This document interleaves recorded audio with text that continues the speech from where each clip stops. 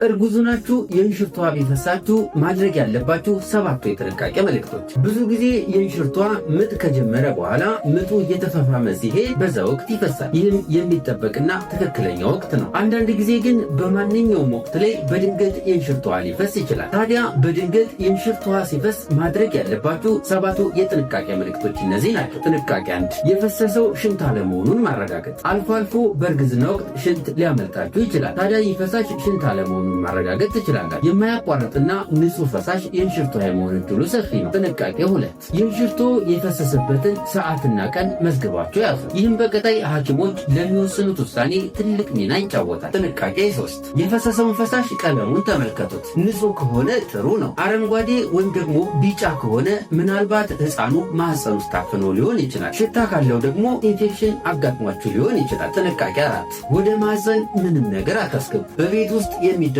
የማህፀን ምርመራም ሆነ ግብረ ስጋ ግንኙነት በፍጹም አይመከርም። ጥንቃቄ 5፣ ንጹህና ደረቅ ለማድረግ ሞክሩ። የንጽህና መጠበቂያ ሞዴሶችን ሕክምና ቦታ እስክትመጡ ድረስ መጠቀም ትችላላችሁ። ጥንቃቄ 6፣ በፍጥነት ወደ ሕክምና ተቋም ሂዱ። ደህንነት ቢሰማችሁም እንኳ የእንሽርት ውሃ አንዴ ከፈሰሰ ተያይዘው የሚመጡ እናትም ላይ ሆነ ጽንሱ ላይ ብዙ ችግሮች ሊያጋጥሙ ስለሚችሉ በፍጥነት ወደ ሕክምና ተቋም ሂዶ አስፈላጊውን ምርመራና የሕክምና እገዛ ማግኘት ይመከራል። 7ኛ፣ አደገኛ ምልክቶችን በትኩረት ተከታተሉ። ሙቀት፣ ከፍተኛ የሆነ የሆድ ህመም፣ የጽንስ እንቅስቃሴ መቀነስ፣ የማህፀን ደም መፍሰስና ሽታ ያለው ፈሳሽ መኖር። እነዚህ ነገሮች አደገኛ ምልክቶች ስለሆኑ ችላ ሳትሉ ለሕክምና ባለሙያዎች በፍጥነት ተናገሩ።